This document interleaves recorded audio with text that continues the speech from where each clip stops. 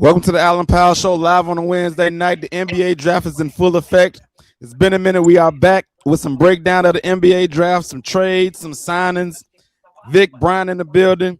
The Bulls just made their second round pick, a player that we've watched. Just real quick before we go back into the first round, Braden Smith from Purdue got drafted by the Bulls. I seen him. I like him. He reminds me of a JJ Barea type. I think he can be a fan favorite. I like the pick. Vic, what you think about that pick so far? I mean, yeah, he good value, man. I mean, he's a playmaker. That's what I like about him. You know what I'm saying? He knows his role. He is strictly out there to try to get the guys who are your bucket getters open. You know what I'm saying? He's an excellent passer, man. Just a gritty player. And yeah, I watched him at Purdue a lot. You know, he went up against my Illini. You know what I'm saying? So yeah, I saw him a couple of times. So yeah, man, I like the pick. Good value. He could be a nice backup. He's only 6 foot, but we've seen small guards do well in the league. Brian, I don't know if you get a chance to see Braden Smith, but I think his IQ is high. And I think, like I said, he can be a crowd favorite. Chicago going to embrace him if he come in and do his job. We talking about the all-time leader and assists in NCAA right now. Yes. But I got some bad news for you guys. That pick was traded to Indiana for cash, future pick swaps, and a player named Cam something. Cam Johnson or something like that. Man, they just got me excited for nothing. Yeah. I was in the room. I was in the room, and then I came to sit up here because we were doing this show. So I didn't want to be distracted. Brian, so I didn't even see that part. Last thing I saw was them draft him, and then I came up front. Man, look, everybody loves the little small guard, like the Energizer Bunny that come off the bench and give him a spark. Everybody need one of those. You know what I'm saying? Like, well, hopefully this means that they got another guard with some size on it who could probably give you the same thing. And maybe he got another trick up his sleeve or something. You know what I'm saying? Man, I'm disappointed, man. You got Alvarado with the Knicks just won a championship. And you think about the Earl Boykins, JJ Bareas. The small guard is needed in the NBA, man. All right. The Mr. Hustle. The Mr. Hustle. The hustle. Yeah, the hustle player. That's just an agitator. You know what I'm saying? I think the Bears got Yuki. I mean, the Bulls got Yuki, right? Mm-hmm. Oh, you talking about the little yeah. I'm just kidding. I'm just kidding, man. I'm just kidding. I'm just kidding. Let's go back to the first round, man, because the players fell like everybody thought they was gonna fall. DeBanston won. It was a debate between DeBanston and Peterson who was gonna go one. I always thought DeBanston was the best player for my. But some people thought Peterson. He goes number 1. Peterson number 2. Just real quick, Brian, AJ DeBanston, Trae Young, Anthony Davis with the new look Wizards. How are you liking that lineup so far? The potential lineup is here. Oh yeah, that's a nice lineup. My bad. Go ahead. Yeah. I'm just saying, like, I think everything's going to fall health-wise. They stay healthy, they should definitely, for sure, be in a play-in, possibly the playoffs. But, Brian, what you thinking about this this potential big three right here? Yeah, that's a nice one. I mean, AJ DeBanston, to me, is the headliner. You know, I mean, whatever, they go as far as he takes them. You know what I mean? And I know it's his rookie year, so expectations might have to be a little manage him a little bit. I mean, Trae Young is an undersized guard. He won in Atlanta, but, there are still question marks on who he is moving forward. Yeah. Anthony Davis, same question marks about what he's going to be moving forward. So Trae got that money. DeBanston's young and hungry. It's nice on paper. I just want to see how it plays out over 82 games. Vic, he says DeBanston is gonna be the key to run that team as a rookie. I mean, I got kind of agree because he come in with no injury history, and we can hopefully hope 75 plus games out of him. You know, like he already hit on the head. There's a question mark with the other two about how many games they can play. How can they stay healthy? So I don't want to just rehash what B already said, because that's the key to this team. Both of y'all said it's the health of the other guys. I know what the young Led's going to do in the Benson. He's going to be a player. He is. It's in him. It's up to Anthony Davis to see if he can give you 65 plus games. The same thing with Trae Young. If those guys give you 65, 70 games, they definitely can be like the 5, 6 seed. They got some talent over there in Washington. It's just like you said, it's all about health. Yeah, and that's what I'm saying. Like, I know you said the Banster is the key that drives, but for me, if, like, to y'all point, I think it's Anthony Davis is the biggest key. Of course, it comes with the health, but if the injury history continues and Anthony Davis is out, then the Banster is going to be like Cooper Flag when Kyrie and Anthony Davis got injured over there, and it's going to be a lost season. You got to wait till next season. So I think it's going to be Anthony Davis that's going to be the driving force this first year at least. But you know what? That's kind of like a catch-22 to that. I know the Wizards are banking on, like, if that possibly happens, we can be back in the lottery again. Yeah, that's facts. That's facts. So it's kind of like, you know, they're in a good position. They're in a good position either way. Getting the Banster was like, that was a good move. Yeah, for sure. Brian, you mentioned the signing of Trae Young. He did re-sign. To be honest, man, when this deal happened, I was like, I don't know if I agree with this. I don't know if he's worth $212 million. Atlanta got better once he left. Like it's his style of play conducive to winning basketball, and it remains to be seen. So when they signed for $212, I said, man, $212, is he a max player like that? Vic, what you think about this signing? Yeah, man, that was crazy, man. Seeing how, you know, not overall with the numbers or things like that, but when he goes up against certain guards, how guys that are not making as much money at him consistently outplay him, it just makes me wonder. Like, he's like a one-dimensional offensive player. Like, he's a hot and cold three-point shooter, not a great shooter, but he'll get hot from there every now and then. Hit about 35, 36%. He take enough shots to where it is. He will score because, you know what I'm saying, he'll get you 25 points, but he'll take 25 shots. Right. He do come up with, you know, a few assists here and there, bro, but I just don't. Inconsistency, his low shooting numbers, they just rub me the wrong way, man. And I just don't see a $200 million player in him. That's just me. I don't see it. I said, man, he got a good agent, man, because I didn't think he was going to get that. I thought he was probably going to get like a short-term deal, prove it to me deal. You know, he had a player option and he opted out. And I was like, oh, that must be they're going to give him more money. But I didn't think it was going to be this much. I thought they was going to give him like a 2-year, maybe 60, you know, prove it, you know. Yeah, man, they maxed him out. They maxed him out. They must really believe. Brian, how you feel about the deal? I think it might be more so like, man, if we let him walk out the door, I mean, where do we go from here at the point guard position? So it's like he opted out the player option. Maybe that was something that they negotiated, but if he was willing to leave, then we got to back that Brinks truck up to keep him. We already moved a couple pieces to get him. So I think it was just trying to make sure you don't lose him for nothing.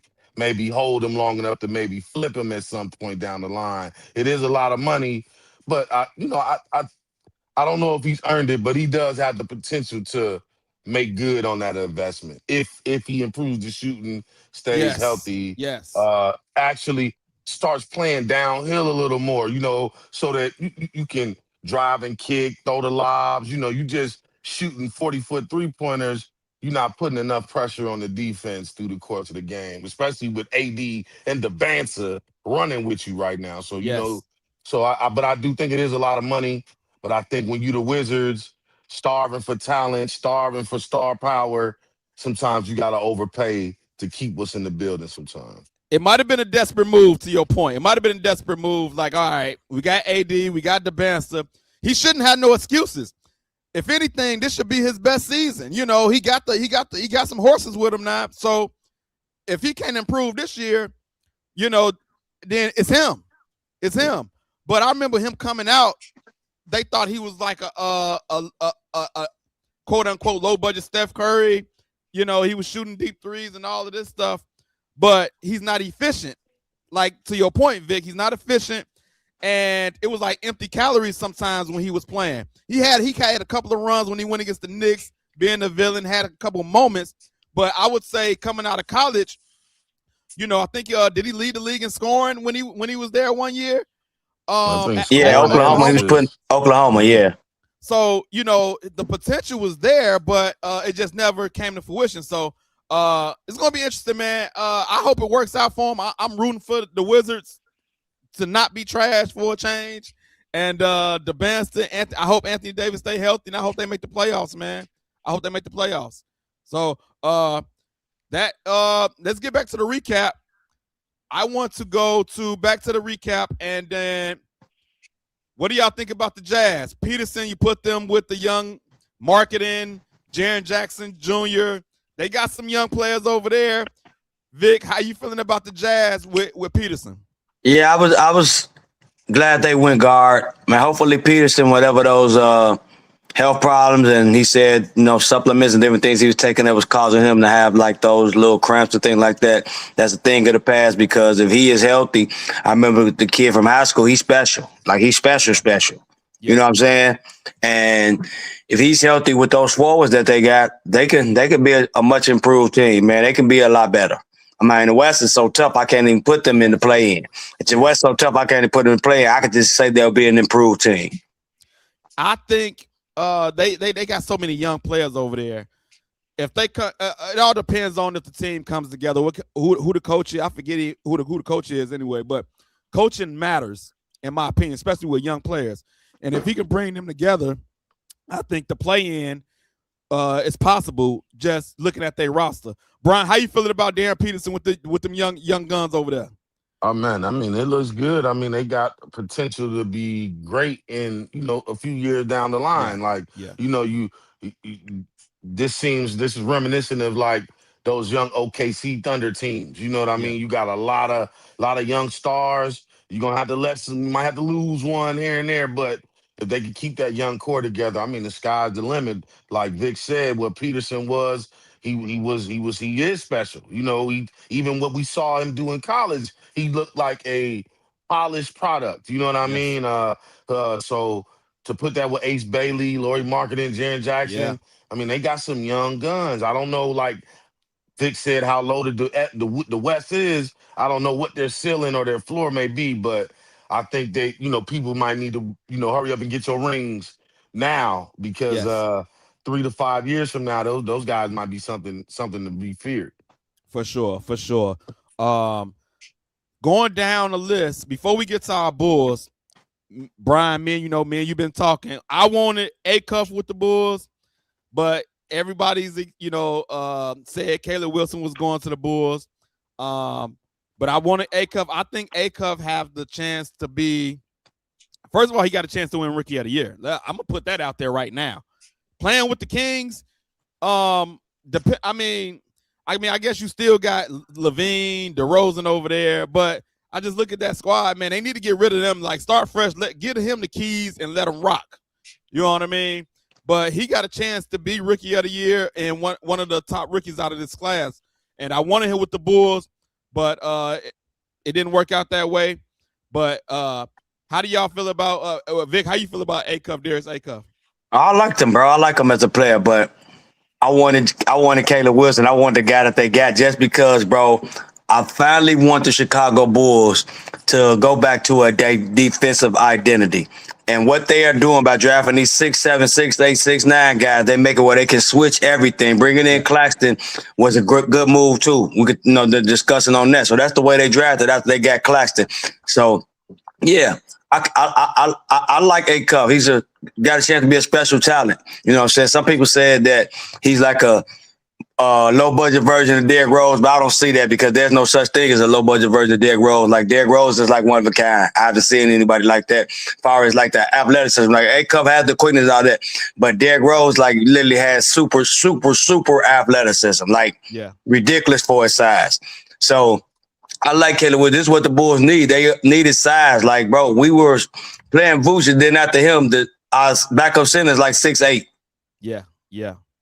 So let's go ahead and get to the Bulls, man. They picked Caleb Wilson and Dalen Swain at the 15th pick. I'm gonna be honest, man. Like I didn't see a lot of Caleb Wilson or Dalen Swain. Everybody's raving about these picks. Vic, I'm gonna give it to you, man. Yeah, like I saw Swain a lot, bro. Like in my opinion, with work and things, he can be like a Jimmy Butler type player, bro. Seriously. He's already a defender. He's 6'7", and guess what? Right now, already coming into the league, he's 211 pounds. Yeah.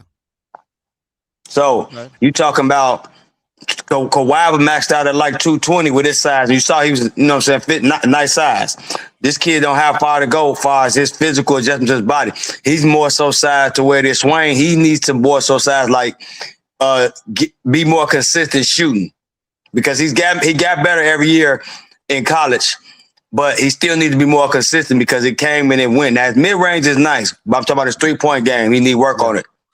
But other than that, though, I like him. He got a handle. He plays defense. He got size. He got, you know what I'm saying, he got athleticism. Like a lot of people just didn't get to see him a lot down there in Texas.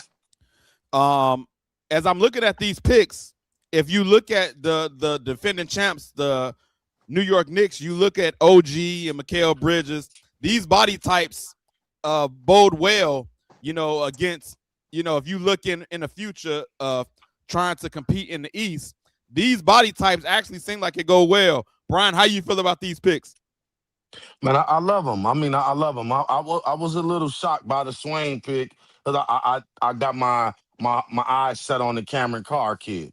You know, I think they were similar athletes, but Swain got about 2 to 3 more inches on him. So, I mean, with that being said, though, I love the Caleb Wilson pick. I did, like you, want a dynamic guard and Darius Acuff, but like Vic is saying, Caleb Wilson is a superb athlete. He reminds me of like a KG Antetokounmpo hybrid. You know what I'm saying? So with that type of upside, right, he can be the best player. He could arguably be probably the best player in this draft down the line. And then with Swain, like you say, they're creating a world where it's positionless basketball over there, and we switching to 1 through 5. Giddey 6'8", Swain 6'7", Bucelis 6'9". Caleb Wilson 6'10", Nick Claxton 6'10". I mean, what's up? And they all moving. So you know, so I'm seeing the vision. I like that he stuck to his slot principles and he got these guys that fit what he was looking for: strong, long, athletic, and physical. So I really like it. Swain, he remind me of I thought Paul George, when you said Jimmy Butler, same type of two-way tenacity type of player, just, you know, could do it on both ends. I really like, and man, he looked like a power forward down there in the paint. When he get down there in the paint, he finishing with both hands, layups, dunks. I mean, a really impressive inside game. So overall, I would give it an A, man, because you solidified at least the length and athleticism department, and that's things that the Bulls teams have been lacking since Derrick Rose all the way back to Michael Jordan. You know what I mean? We're never athletic enough to compete with a lot of the better teams. So, and look, I like the fact that they got these players. We didn't get a chance to talk about the Tiago Splitter hire. I ain't get a chance to talk about that, but I'm gonna say this: when he got hired, I was like, you know what? I think I like this. I feel like he got a raw deal in Portland. He got them boys after all the fiasco with Coach Chauncey Billups. He came in and did a good job with that team, and they didn't want to keep him. You know what? I like this hire. How do y'all feel about the hire? Yeah, I like it too, bro. I like what he did with that Portland team, bro. Not only did he get them to compete after the fiasco, he actually got them to win the play-in and actually make the playoffs, not just the play-in. They were a playoff team. Nobody expected that at the beginning of the year. You got to get a coach credit. He turned Denny Avdia into an all-star. Yep, he was out there balling. He was out there looking like, man, I'm talking about, he was looking serious out there, wasn't he, bro? Like, I'm like, woo, this is the guy that the Wizards thought they were getting when they drafted him. Right. And he got him to progress. And so, like, I'm looking at that like, okay, let's see what he can do, you know, with the players that we got. And I think, man, on paper, you know, we get these young bears. I think they can compete. I don't know if, you know, as far as playing in the playoffs, but I just want to see them compete on a regular basis. I want to go at least watch a game. Hey, bro, during the development process, I'm letting you know right now they're going to be a lot of fun to watch.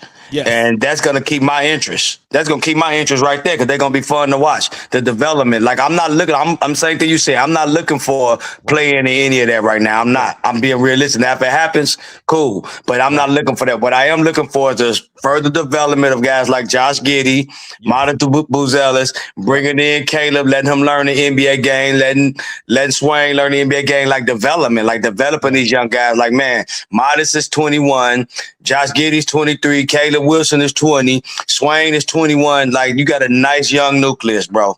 Nice young nucleus. And what saddens me just a little bit is rest in peace to Stacey King. He would have loved to see these young Bulls, man. Shot Slamma Jamma, baby. Yeah, man. He would enjoy watching these young Bulls and all of that. And he's not going to be able to see it. Brian, what you think about the hire of Tiago Splitter? Man, I love it. I mean, you get somebody with some coaching experience, some playing experience, a champion, a Popovich disciple. Yeah, you know what I mean. So you know, and you 6'10", man. Ain't none of that punking the coach stuff. Ain't you know, you might fall in line when your coach is bigger than you. So you know, I like it, man. I just like it all the way across the board, man. And you draft a young big who can learn from your coach, who is a former big in the league. For sure. You know, this is this goes hand in hand. Great hire, great draft. You know, they doing good things in Chicago right now. But I like the hire, man. I like the hire. I can't wait to see them. I'm gonna want to go to a game. I'm gonna try to make it to a game. For sure. The young Bulls. Definitely. Man. For sure. Let's get to some signings real quick, man. Matter of fact, no, let's get to the trade first. The Giannis trade. Giannis traded to the Heat. It was between Boston and Miami. Pat Riley pulls it off again.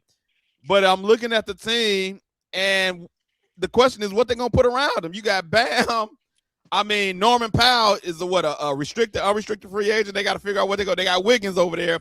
But I look at the guard play. You know, you had to get rid of Hero to get Giannis. You had to give away Jaquez. And so the guard play, I know they got what's his name? Damian, I forget his name, Mitchell. Damian Mitchell or Davion Mitchell. But the guard play is what I'm worried about. But Brian, Giannis to the Heat, what you think this does for the Heat? I mean, it makes them tougher for sure. I mean, and when you say the guard play, you got to think what Giannis was with J. Kidd. You know, he's able to play point forward and facilitate and bring that ball up the court, and just like Bam. So you might got a scenario where you just need some guys who can spot up and shoot that thing. You know, you might not really need the guard play that you might think when you got two bigs that can handle the rock, and you could probably run the offense through them exclusively. So, but I like the trade for both teams. I think Milwaukee came up. They got a freak of nature in the Ware kid from Miami. He's like a baby Wemby. You know, they got Hero. I mean, I think it was a win-win for both teams. You know, but Miami definitely got the freak. So I'm gonna make them the winners of this trade. Vic, how you feeling about Giannis to the Heat? What does that put them in the East? Man, I don't know, bro. I'm with you. I need to see some guard play. I get that Giannis and Bam both can be facilitators, but you don't want to wear them down doing that. Like you need you need some guard play, bro. Like you need you need at the point sometime you're gonna need a dynamic guard to make a play for you. This is just the way the NBA is nowadays, just the way it's trending. Now, he don't have to be dominant all the time like a Jalen Brunson. But at the end of the game, much as I love Giannis, I don't want him with the rock in his hand having to go to the free throw line. You understand what I'm saying? I don't want that. Now, Bam, that's different. But I'm with you. They're gonna need guard play, bro. They are going to. Like what they got to fill that roster out around them. Like, 'cause they gave up all the guards and the small forwards. Like, they wings are, you know, basically non-consistent, and Wiggins is a free agent too. Wiggins is a free agent too. So they got to figure out if they want to bring him back. He's not down there right now either. So that's what I'm saying. They got to fill out that roster around him. Like, him and Bam are good. You know what I'm saying? That's a nice start, but I don't know. It's just them two against the Knicks, the way they constructed right now, and a healthy Celtics team, if they don't get rid of Jaylen Brown or what they able to do, I still don't see them being better than those teams. And what are we going to get from Detroit? They're going to be good again next year too. You understand what I'm saying? So I Depending on what they put around them, bro. Like they put the right thing around them, I could see them being like one of the top 4 teams in the East. They'll be in the top 4. And it reminds me of the Houston Rockets. We seen with them not having a point guard did. They struggled. I know Giannis and Bam can bring it up the court, but sometimes you need someone. It's like an extension of the head coach as the point guard. And so, without Fred VanVleet, like it was many times where they couldn't. We saw a game they lost. They had no business losing because they didn't have a point guard to run the team. Yeah, they had the lead and they couldn't even. They kept turning the rock over. They had nobody to really handle the ball against the Lakers. Yeah, was that in the playoffs? Mm-hmm. Terrible. Oh man, it was terrible. But yeah, I think they need. Now I'm still waiting on a Ja Morant shoe to drop. Like we know, like we haven't heard nothing from over there. He was, they talked about trading him for a while. I thought he was probably gonna get traded before the draft too, but he didn't. And so I'm waiting for that shoe to drop. So I mean, if the Miami Heat can somehow pull that off, but I think the contract is too big. But Ja still, I don't see him. Is they gonna let him play with Memphis? Because I thought the relationship was so bad. Like, he had to go. Yeah, I don't think that he would have the assets to give him because they had to. They already had traded away their first round picks for like 27, 28, and 29. So they had to give Milwaukee a 30 and a 31 in this trade. So I don't know about them being able to acquire Ja. But yeah, it's Ja's relationship with Memphis, bro. I don't understand why he ain't been traded, but I can understand one reason why other teams are probably gun shy right now about giving up what Memphis probably still wants some strong demands. The other teams like, man, he come with so much turmoil and so much baggage. Absolutely. Like we gotta wait and see. Absolutely. We got YouTube checking in. Says salute everybody. Thank you for checking in. Make sure you subscribe to the page if you're not already. Appreciate you checking in. Let's get Austin Reeves signs with the Lakers for 185. Yeah, 185. 185. So I don't think he was worth it in my opinion. He's a liability on defense. I know he had a big season. Did he make the All-Star team this year? I think. But like he's a liability on defense, and I've said this, and this is the reason why I like what the Bulls did. I keep saying this. You cannot have more than 2 white people in your starting lineup. The Lakers are at their limit, and both of them can't play defense. Now, the Bulls got Giddey and Buzelis. They can't have no more. You've seen the champions. They all black in the starting lineup. I like Buzelis. Buzelis can play defense, man. Play defense. That's what I'm saying. Yeah. And he played defense. So now Giddey don't. That's our one. Giddey is our one. You gotta play defense, and Luka and Reeves are liabilities on defense. I'm talking about terrible. The effort not even there. That's what make me angry. The effort ain't even there with them guys. They just like, we gonna score, we gonna put up numbers, but the effort don't even be there with him or Luka. And we seen Buzelis put Luka in a spin cycle and dunked that one time. A few times he done blended them up. Luka gonna be there, but they did not have to do this. But they say they were scared Detroit was coming in, was about to make him an offer. I thought that would have been a good fit in Detroit for Austin Reeves. He ain't got to play a lot of defense because he got backup. With Durant, Cade plays good defense. So if the rest of your team plays defense, great. But that ain't it. But Brian, how you feel about the Lakers re-signing Austin Reeves? I mean, it's cool. I mean, they keeping their talent. They probably gonna lose LeBron, but it doesn't wow me. You know what I mean? Like you say, they don't play D. He's a scorer. Him and Luka gonna put up some points, but they better get some more out of Marcus Smart and some more 3-and-D guys around them because it's gonna be some turnstiles out there. That everybody gonna give up 120. They might score 115, but they're gonna give up 120. So. I think that this signing means they're going to have to run it back basically with the same team. I think LeBron's going to come back. He's going to come back to LA. They're going to give him 1 year, probably $50 million. They're going to basically run it back with the same squad. The only other team we see him going to is Cleveland, back to Cleveland if he does that. But I look at LeBron. We know he wants to do a whole retirement tour. He's in LA, make a whole documentary about it. He can also do that in Cleveland, but what did LeBron go to Milwaukee on a bogus deal? I'm sorry, Miami on a Uh, $25-30 million deal and play the point guard position. Mm-mm. I don't think it's a possibility. I don't think Now, it's a here's the thing about that. He can facilitate still at his age. Say what we yeah, for want to about sure. LeBron. I'm not the biggest fan, but guess For what? sure. He would definitely be a fit with those guys. He won't have to play D with Bam. What's his name? Like, literally, all he would have to do is facilitate. That's Now, true. I don't want that to happen. I don't want that to happen at all. But I just was thinking of scenarios like that earlier. I'm That's a like, great damn. that's a I'm great like, what if scenario. LeBron go over there on a mid-level, just like, but he's got all the money in the world? What if he Yes. just want to go over there and try to win another ring? I was thinking about that. I'm like, damn, that'd be Do you, crazy. do you think he want the retirement tour documentary or a ring more?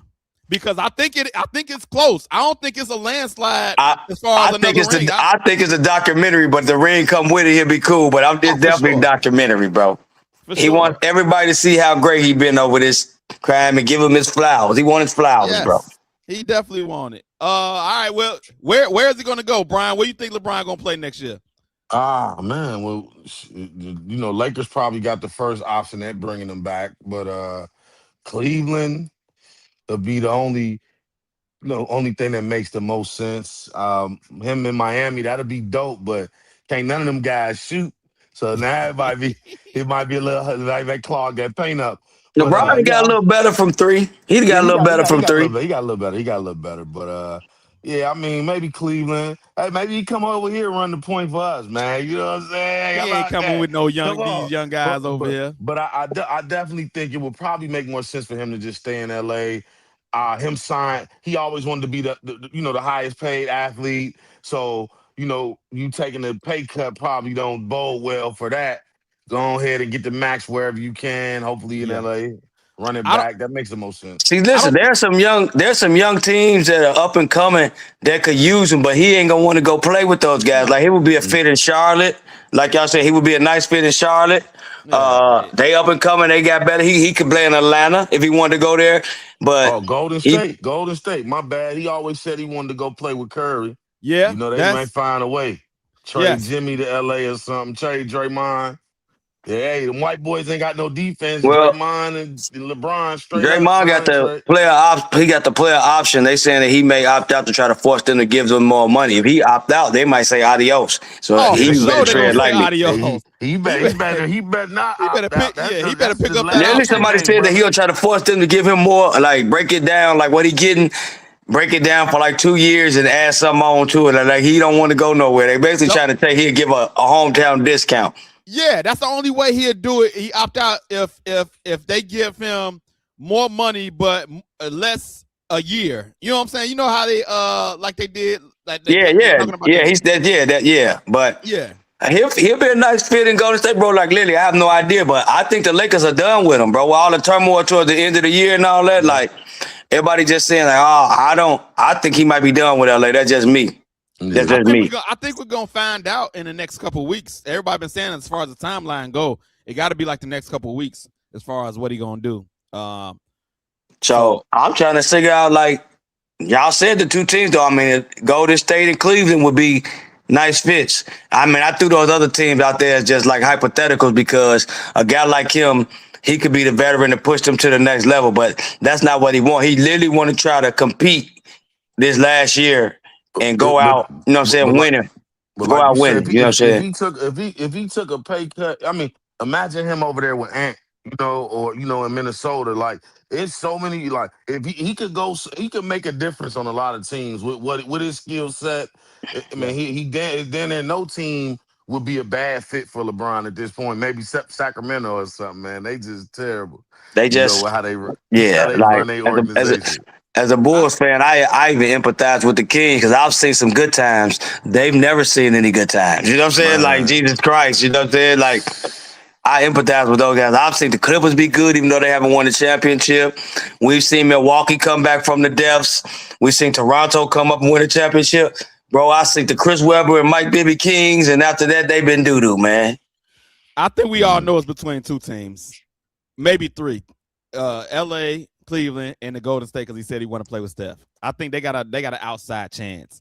If you want to go out, play with Steph and chase a ring that way, if Golden State can somehow maneuver some stuff around and grab them, they'll try to do that. But I think that those are the only options. But I think we're gonna find out in the next. Y'all getting any rain, man? I got some. Yeah, I got some. Man, it's thundering and everything out here. My blinds was shaking a little bit, so maybe it was. I want to get into some more news, man. One more thing. What y'all think about the Nick Claxton trade? At first I was like, why? But then after you talked about it today, I was like, okay. I mean, it's only for 2 years. They could absorb the contract. So I just think that he's like a rim protector and a alley-oop kind of guy. Like, you know what I'm saying? Shot Slama Jama. Those guys, they want to be able to switch everything when guys go into pick and roll. And you can do that when you got 6'8", 6'9", all these guys who can make up ground. Like, that's what most impressed me about Caleb Wilson watching this tape of North Carolina, how he recovered on help defense, bro. Like, oh, man, bro, you gonna love this guy, bro. Eventually, y'all gonna love this guy. I'm telling you. You're gonna love this guy. I like that Claxton deal, especially to get him for nothing. You didn't give up nothing. You know what I mean? To get him. No, we didn't give up anything. We just we were able to absorb the contract. Yeah. I like that. I mean, again, we lacked size. Yeah. They addressed it. You know, free agent and trade and the draft. This is you're gonna have to bring your hard hat and your lunch pail to come here. Yeah, ain't no more easy whoopings. Ain't no more just coming in and blowing this team out no more. No, it ain't. The days of the Matadors, Zach LaVine and DeMar defense is over with. Ain't no more of that. Over, bro.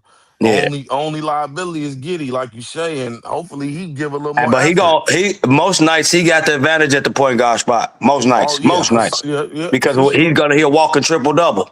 So So it's Claxton. Y'all look at some of his tape. He didn't got a couple triple doubles out there.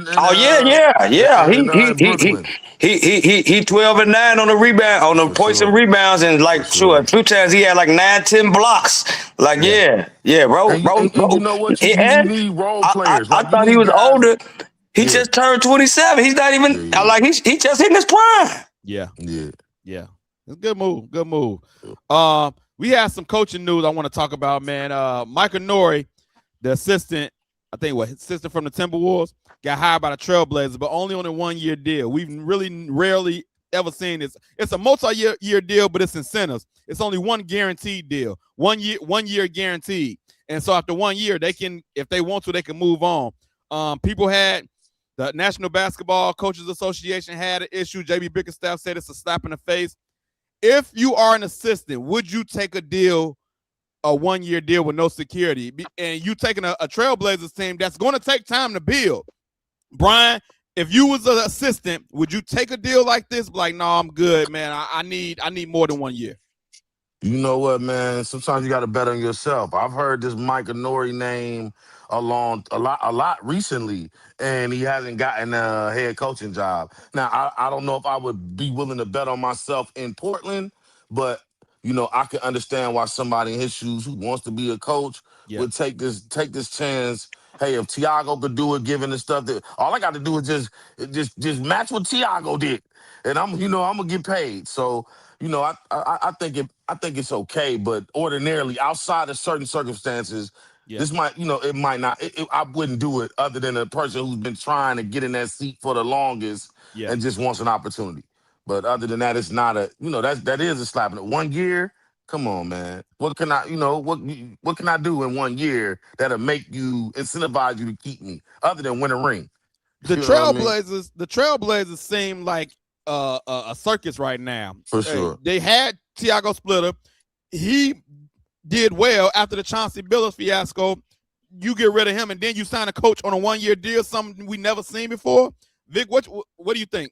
Well, first off, they didn't want to pay Tiago. He overachieved, and he earned a big payday, and they was on some BS, typical Portland. You know, when it's time to pay somebody, coaches, players, all that, they want to ship them out. That's what they've been doing for years. If I was Nori, bro, I wouldn't want no parts of that, bro. Like, not saying that I'm too good for a 1-year deal, thing like that, but bro, I work hard at this profession, and I've never seen the coach get hired less than a 3-year deal. You know what I'm saying? The Bulls gave Fred Hoiberg a 3-year deal with no coaching experience whatsoever, at least 3 years. This guy's been assistant coach at the NBA level and all kind of stuff. You know what I'm saying? So, yeah, that was like a slap in the face, but I understand. I would putting myself in this position. I would understand why he did it, because you never know. He may never get an opportunity like this again. Like, you know what I'm saying? Nothing is guaranteed in that way. So here's the opportunity for him to go out and prove to himself, not only to the Portland Trailblazers, but to the entire league, because he can go and tell them, like, nah, you know what, guess what? I don't want to re-up with y'all. There's some other team calling, you know what I'm saying, a better situation for me. So like you said, you to your advantage. You worked all this hard. You put in all this work to be a coach at your craft. Go out there and show them how good you are, and then get your money. Yeah, man. I see both of y'all points. I'm like you too, Vic, though. Like, yo, man. Yeah, I wouldn't have, me personally, This is Portland. I know what I'm walking into. I'm walking into a young squad. So I know it's going to take some time to implement my system, get used to the players. We all growing together, and I only got a 1-year deal. And it's like, yo. Yeah, you make me think of like I was an afterthought or something like that, you know? But yeah. And then I see how you treated Tiago Splitter too. Like, but look, though, this is what I heard though recently about that Portland dude. Not to say y'all absolutely right. You know what I'm saying? For real. The owner, it's a new owner over there. He owns who won the NHL championship this year? Las Vegas? Whoever won the NHL championship, he owned that team too. He owned that team. Okay. And the coach that he got over there was like a former player, and this is kind of how he do him. And because he was like a former player of whatever team it is, he kind of keep taking like hometown discounts every year. And I think he just trying to do the same thing with the NBA team. You know what I mean? But not saying that it's the right thing. But that's something I heard during my little Tiago Splitter little rabbit hole I went down. You know what I'm saying? Okay. But, you know, not making an excuse, but it's like he might be trying to change the way things are because of the success he might have had with treating the coach in the NHL like this. You know, maybe you know, you might work a little harder when that thing ain't guaranteed. You know, how bad you want it. You know, who knows? But this might set a bad precedent for young coaches coming up too. Now that I think about it, like, dang, you trying to give me the Mike Norrie deal? Michael Norrie deal? It's gonna be called that now. The Michael Norrie deal. Hey, y'all, I didn't never get y'all thoughts about the Knicks winning the championship. We've been on a little hiatus. Vic, me and you, we picked the Knicks. Ralph, I should have got him back on. We picked the Spurs. We picked the Spurs. He picked the Knicks, and of course he gave me a text message like, I picked right again. Yeah, he was right again. But we've seen the shenanigans, bro. How the Spurs up every game double digits and lose, especially the 29-point. Hey, bro, that was ridiculous, bro. And what that series showed me is typical NBA today. You shoot your way in the game, and you shoot your way out of the game, bro. Yeah. What happens in the fourth quarter for the Spurs, bro? They have nobody they can throw the ball to down low and get a bucket. Not even Wemby. He had no back to the basket game. I didn't realize that it was his back to the basket game was basically like non-existent. He's good at catching oops, and he can shoot, and he plays great defense. But I didn't realize he had zero back to the game because he's doing so much other stuff. I never really focused on that. I'm thinking, okay, maybe he'll get down there when he got to or whatever. Nope. That was not the case in the fourth quarter. Every time they try to shoot their way back in the game, where the guards are trying to get to the bucket and make plays, they could not get anybody on the block and get a bucket. And the Knicks just kept on coming. They kept on attacking. And that's what I was saying when we was talking about Wemby on previous shows. Is like he still got a lot of work to do. Like as talented as he is, he still don't have post moves to take advantage of his height. You know what I mean? It's all shooting. He can finish at the rim. That's cool. But can you just, hey, give me the rock, let me go to work. And you know what I'm saying? And I know he's supposed to be working with Olajuwon or Duncan and all of this stuff. Like, yo, you ain't put none of whatever you maybe learned from them to practice because you didn't use none of it. And I said, like even if you like get the 10-foot fadeaway shot from the baseline where, you know what I'm saying, you fading away, that's still more high percentage than when you up 20 points and the team is making a run and you trying to 3-point your way with them. Like y'all both still, you try to shoot your way back to the league and that's not going to work. Like you up, you can't get fouled. Like you're supposed to be going to the free throw line when you up. You up 20 points, you got to close the game out. Your team is supposed to be getting to the free throw line. You're supposed to be attacking the basket. And that's not what the Spurs did. They steady settled for jump shots every game in the fourth quarter, and that's why they blew all those leads. if that's Kobe or Jordan, and even LeBron at times, I see what's going on. Let me get a bucket or get to the foul line to stop the momentum. And they could have used a Chris Paul in the moments too. I hate that they didn't have a veteran that can calm the team down on a regular basis. Yes. So yeah, but Brian, what do you think about the Knicks winning the championship and how it went down? Man, I mean, you guys talked about Wemby a lot, and I wanted to just say he just lacked. I think he lacked the strength to even put his back on anybody. He really is like he really plays like a guard. You know what I Yeah. mean? Until you throw the ball up, or he get around the rim, but it's not with he can't get into those positions with his back turned at all. These men, and it also showed me the difference in grown men strength and these young boys. The New York, like these 5, 6, 7, 8-year veterans, wives, kids, mortgages, it's a little different. And, they were relentless at attacking that rim. The only people, Brunson just kept pressure on that rim. And, it was nothing that they had no answer for that heart, that tenacity that New York, they just didn't back down. They didn't look scared. And like Vic said, in this day at NBA, when they shooting this many threes, Yeah. you could get out to a big lead, but you could walk it down on the other end. Yes. As long as you're efficient and Yes. effective. And OG Anunoby, Cat, those guys played big, man. They played their roles, and I just found a newfound respect for guys who excel in their roles. Even all the way down to the way that Jalen Brunson plays. He didn't get out of character. I'm getting down here, floater, post shimmy, layup. He just stayed in his game. Oh, Anunoby, tough shots from the corner. Mikal kind of was silent, but rebounding, switching, playing defense. Cat, he had big shots. I mean, it was just a collective effort. I really like what the Knicks did. I would have picked the Spurs too, just because I thought they was riding high on that momentum. But the Knicks did what they were supposed to do. God forbid if they would have lost that, man. Them people would have been jumping off the Empire State Building or something. You know what I'm saying? So, shout out to them for winning it. I want to see what they can do in terms of even running it back, because now it's different when you the 100. You know what I'm saying? They already brought out the odds. The Knicks is fourth odds to win a championship. They ain't got no respect. And they won a championship. They did. They played great. They was hot. They got hot because they start playing after the Atlanta series. They start playing out of their mind.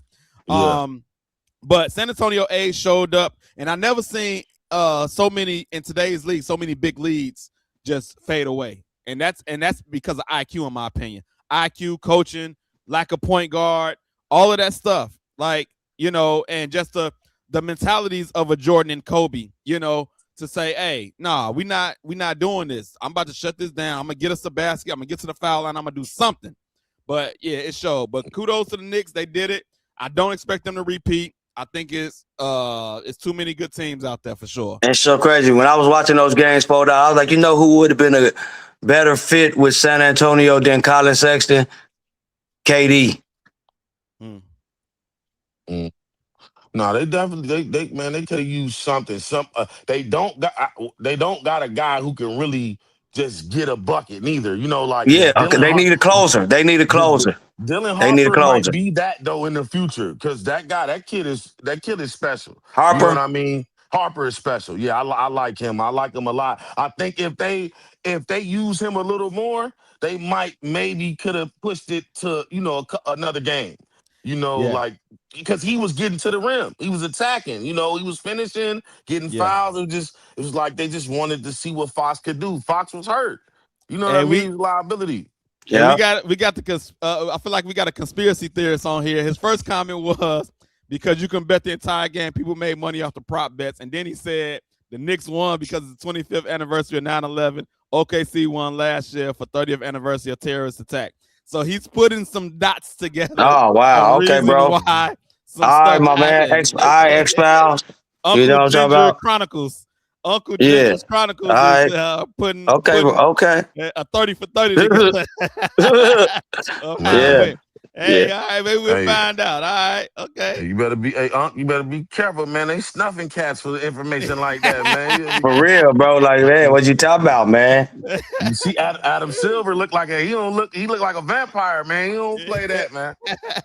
Hey, real quick, the World Cup is going on. Are y'all watching any of the World Cup? No, I mean, I've been missing it. I'm bogus. I'm bogus, man. I'm bogus. Hey, Bro, no, man. Honestly, man, I haven't watched any of it. I was watching NBA Finals, and then after that, I ain't gonna lie, I got right into baseball. Yeah. I wasn't watching it at first, but then it was like I did call soccer games at Purdue Northwest, so I was like, I kind of know what's going on. Let me tune in and watch. And I was watching a lot of it today, to be honest. And man, it was actually entertaining. Like they were scoring. It wasn't just boring. You know, it's kind of slow with that big screen, and you know, it kind of reminds me of hockey a little bit, but it's even like a bigger field. And so, but I'm watching more of it now because I kind of got the terminology and all of that stuff. And so, but it's a big deal, man. Like when I went to Paris and France, like this is their NFL. You know what I'm saying? This is what they call it, football. You know, this is their football. And so the World Cup is a big deal in other countries and things of that nature. So it is something for sure. For sure. Uncle Ginger's Chronicle says Spurs winning next year versus Miami. But what's the reason why they winning? What's your conspiracy with Spurs winning? Tell us the conspiracy with why the Spurs. They're a year more experienced. You know.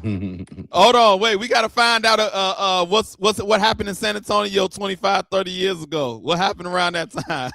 Waco, Texas, man. Yeah. Come on, Uncle Ginger's Chronicles. Give us something for the Spurs winning. Are they gonna win it straight up, or it's a conspiracy behind it? You gotta let us know, man.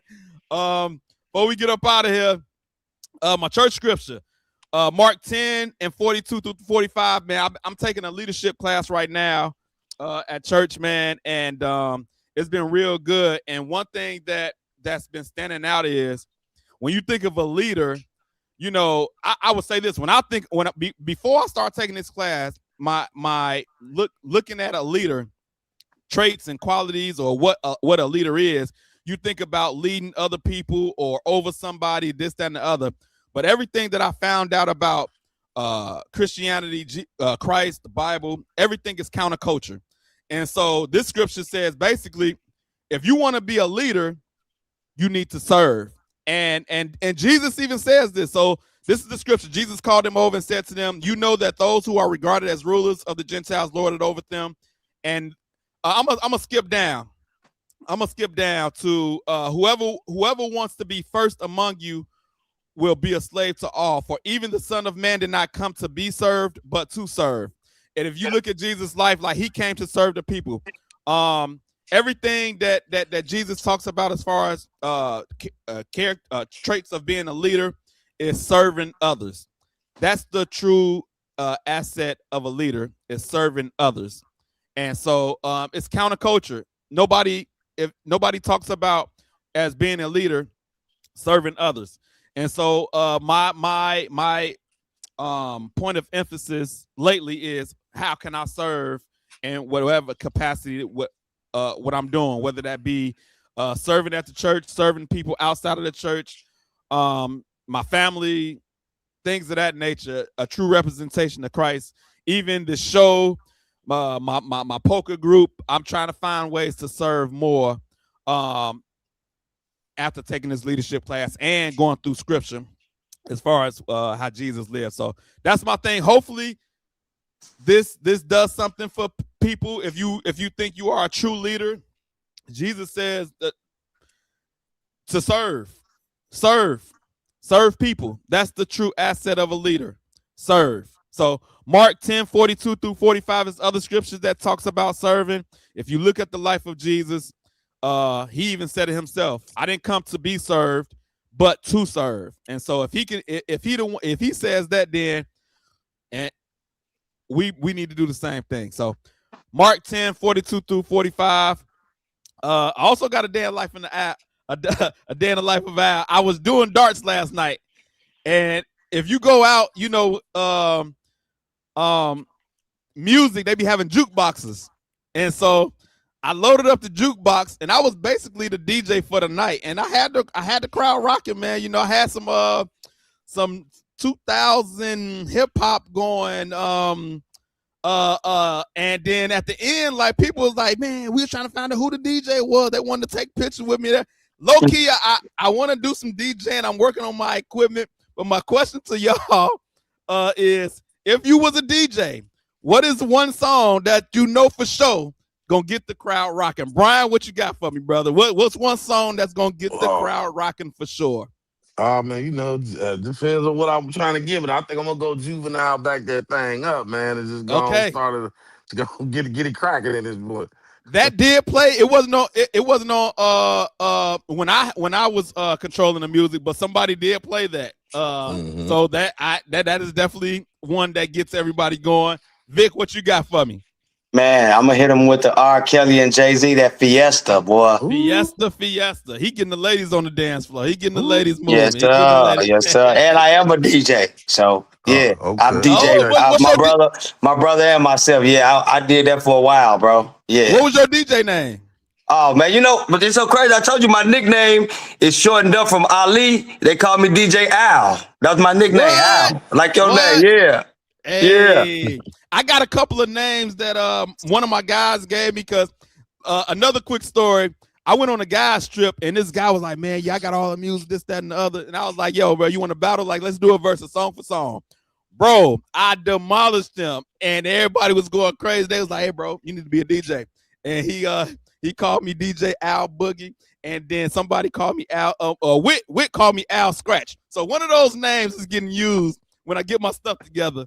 Hey, be careful with that Al Scratch, bro. They out here trademarking it. That's a rapper's name. Okay, well, let me scratch that. I'm going back to Hill and Al Scratch, their group. Okay. That's good to know. Well, we down to I just tell you, you my boy, man. I don't want you out here having to defend your name, you know, so like Caleb Wins with the Iceman, you know. Right, for sure. Listen, man, always sponsorship opportunities available. Merch. I got the Allen Pals baseball jersey on today. So we still got merch popping off. I need a baseball jersey because I got a t-shirt. I need a baseball jersey.